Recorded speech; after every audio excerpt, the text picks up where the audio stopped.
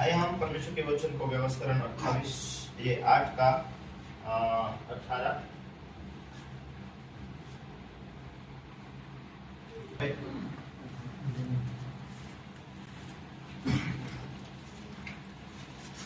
और 15 से पढ़ते हैं। और उस बड़े और भयानक जंगल में से ले आया है जहाँ तेज विषवाले सर्प और बिच्छू है और जल रहित सूखे देश में उसने तेरे लिए चकमक की चट्टान से जल निकाला। Hallelujah hallelujah. परमेश्वर हमेशा धर्मी लोगों को साथ रहता है और परमेश्वर ने धर्मी लोगों से वायदा किया है। अब्राहम से परमेश्वर ने वायदा किया था कि मैं तेरे द्वारा आने वाली पीढ़ी को मैं आत्मिक आशीषें दूंगा। हालेलुया। तो आशीष यहोवा की ओर से मिलती। हालेलुया। परमेश्वर ही आशीष देता। और जब परमेश्वर इन लोगों को, इस्राएल लोगों को मिस्र की ओर से लेकर आ रहा था, हालेलुया, कठिन कठिन परिस्थितियों से लेकर आया, फिर परमेश्वर ने जो वाचा उनके लिए दिया, फिर परमेश्वर ने कहा अपने परमेश्वर को कभी ना भूलना। मैं जो तेरे जीवन में बीते काल को तू याद करना, कैसी परिस्थितियों से मैं तुझे बाहर निकाल कर लेकर आया, परमेश्वर के नाम की महिमा के लिए तू कभी ना भूलना। हालेलुया। जंगल में सांप थे, जहरीला जानवर थे, ऐसी परिस्थितियों में मैं तुझे छुड़ा कर लेकर आया, इसलिए परमेश्वर को कभी, हालेलुया, परमेश्वर ने उन्हें, यदि आप मेरे ही सामर्थ्य और मेरे ही भुजबल से मुझे प्राप्त हुए, परंतु तो अपने परमेश्वर यहोवा का स्मरण रखना, यहोवा को याद रखना। कहीं ऐसा ना हो कि तुझे सम्मति प्राप्त, क्या है संपत्ति, परंतु तो अपने परमेश्वर यहोवा को स्मरण रखना, क्योंकि वही है जो तुझे संपत्ति प्राप्त करने की सामर्थ्य इसलिए देता है कि जो वाचा उसने तेरे पूर्वजों से शपथ खाकर बांधी थी कि उसको पूरा करे, जैसा आज प्रकट है। हालेलुया। परमेश्वर ने वाचा बांधी है, इसलिए हमें कभी नहीं भूलना है। परमेश्वर धर्मी लोगों को आशीष देने के लिए क्या किया है? वाचा बांधी है। अब्राहम को परमेश्वर ने कहा मैं तेरे द्वारा आने वाली हर जातियों की, हर पीढ़ी को मैं आशीष दूंगा। परमेश्वर की वाचा है। हालेलुया। लेकिन वो आशीष है किस काम की हमारी? यदि प्रभु ना हो तो वो आशीष है किस काम की हमारी? ऐसी आशीष परमेश्वर दे दे और वो आशीष के पीछे हम चलते चलते नरक में चले जाए। वो आशीष कोई भी काम की नहीं होगी यदि हम प्रभु के साथ नहीं जी रहे तो। परमेश्वर ने वायदा किया आशीष देने के लिए, वो ठीक है। क्यों ठीक है? क्योंकि प्रभु ने एक वाचा दिया है कि वो आशीष धर्मी लोगों के लिए रख छोड़े।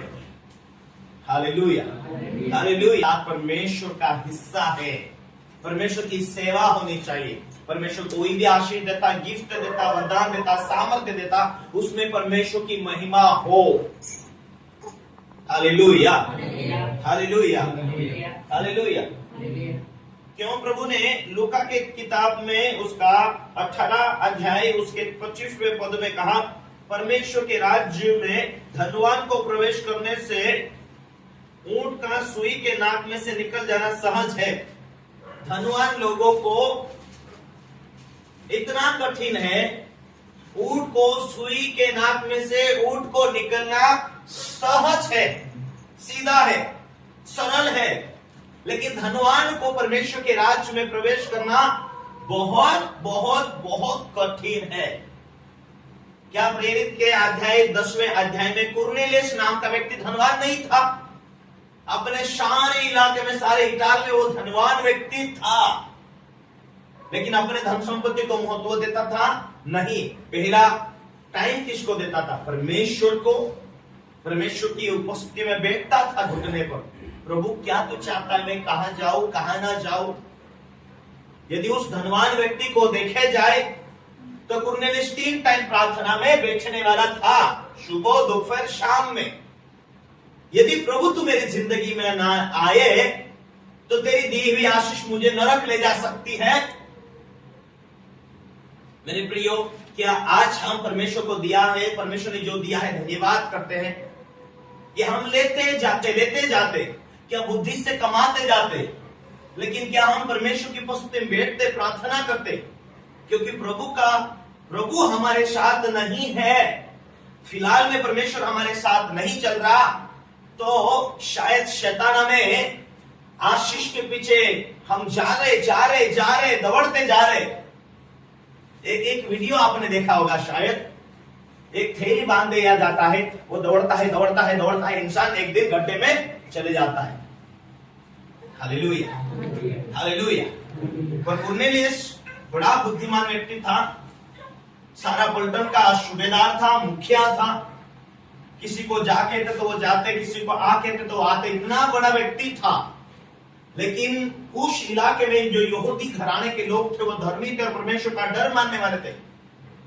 ये प्रार्थना में 3 टाइम बैठने वाला और अपने हिस्से में जो फसल आता, आमदनी आती, व्यवसाय का हो, जो कुछ भी आता, वो 10वां भाग परमेश्वर के धार्मिक लोग थे उनको दिया करता था। और वही धार्मिकता, उसका भेंट, उसकी प्रार्थना की धार्मिकता देखकर परमेश्वर एक स्वर्ग से स्वर्गदूत को भेजा। वो तीसरे पर प्रार्थना करते हुए स्वर्गदूत आकर वहां खड़ा हुआ। हे कुरनेलियुस, कुरनेलियुस ने कहा, हे प्रभु क्या है? हे कुरनेलियुस, मैं स्वर्गीय पिता के सामने रोज खड़ा रहता हूं और तेरा भेंट, तेरी प्रार्थना, तू तेरे कमरे में प्रार्थना करता है, तू तेरा कमाई का 10वां भाग तेरे अगुओं को, तेरे प्रीचर लोगों को तू दिया करता है। वो सारा भेंट, सारी प्रार्थना पिता परमेश्वर के पास पहुंचती है। इसीलिए तुझे सलाह देने के लिए मुझे उसने स्वर्ग से भेजा है। हालेलुया।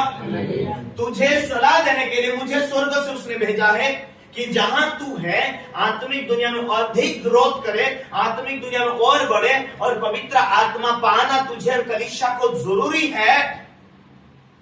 इसीलिए पवित्र आत्मा के बारे में तू नहीं जानता, परंतु याफा में पतरस नामक व्यक्ति आया है, उसको तू बुलवा के लेके आ जा, ताकि तुझे वो पवित्र आत्मा के बारे में समझाए, तेरे कलीसिया को समझाए, और उसके बाद तो आत्मिक दुनिया की बातें गहराई से जाने, और वही बातें तू कलीसिया को सिखा पाए।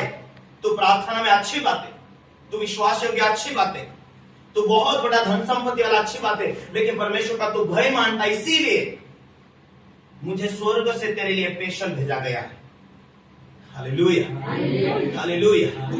क्यों परमेश्वर प्रभु यीशु ने लूका की किताब में कहा कि धनवानों को, ऊंट को सरल है कि वो सुई के नाक से निकल जाए, पर धनवानों को कठिन है कि वो स्वर्ग राज्य जाए। Hallelujah, hallelujah. एक किसी व्यक्ति के पास एक मेहमान आया और पादरी एक धनवान के पास मेहमान गया और धनवान ने, पादरी साहब मेरे घर चलो, चलो ऊपर के मंजिल पर चलते। 1 मंजिल, 2 मंजिल, 3 मंजिल, 4 मंजिल पहुंचे पादरी साहब ने। और पादरी साहब को धनवान ने बोला, पास्टर जी ये जमीन है, वो पूरा जमीन अपन ने लिया है, आगे का जमीन वहां से यहां तक अपन ने लिया है, वहां प्लाट बनाना चालू है घर के लिए, अभी इतना दूर से दिख रहे हैं, वो टोटल अपने बड़े बड़े रूम बनाए हैं, भाड़े से दिया है, अभी ये वाली जमीन को और लेना है। पादरी साहब ने बोला, माफ कीजिए सर जी, अभी ऊपर देखो। हालेलुया। उसने कहा ऊपर देखो, ऊपर क्या है? ये दुनिया का चीज हमें छोड़कर जाना है, लेकिन पिता के पास में, लेकिन उसके साथ तुम्हारा रिश्ता कैसा? उसके साथ तुम्हारा रिश्ता अच्छा नहीं ना। इस 70-80 साल में ये दुनिया के कोई चीज आपने बना लिया, वो मायने नहीं रखती। यदि तुम्हारी आत्मा नरक में चले जाए तो उसको तुम क्या देंगे? इसीलिए परमेश्वर के साथ तुम्हारा संबंध अच्छा है तो परमेश्वर आशीष भी देगा, वो आशीष भी तुम्हारे लाइफ काम में आएगी, जरूर आएगी। यदि तुम परमेश्वर के साथ रिश्ता अच्छा नहीं है तो दुनिया की कोई चीजें तुम्हें शांति देने वाले नहीं है, क्योंकि शैतान अक्सर लालच के अंदर बुद्धि बांधता है, वो प्रार्थना से दूर ले जाता है, वो परमेश्वर की संगति से दूर ले जाता है, और ऐसा ही जीवन रहेगा तो एक दिन वो शैतान बुद्धि बांधते बांधते बुद्धि बांध लिया जाएगा, तो तू तेरे भातारेपने में, तेरे बुढ़ापे में कोई काम का नहीं, क्योंकि तुझे आत्मिक चीजों की ओर तुझे बढ़ने नहीं देगी। शारीरिक जो इच्छाएं, शारीरिक आवश्यकताएं, शारीरिक जो लालसाएं हैं, तुझे परमेश्वर के अभिषिक्त लोगों से तुझे दूर ले जाएगी, आत्मिक बातों से तुझे दूर ले जाएगी, परमेश्वर के वचनों पर जीने और चलने से तुझे रोकेगी। अपनी बुद्धि, अपनी सफलता, अपनी आशीष। हालेलुया।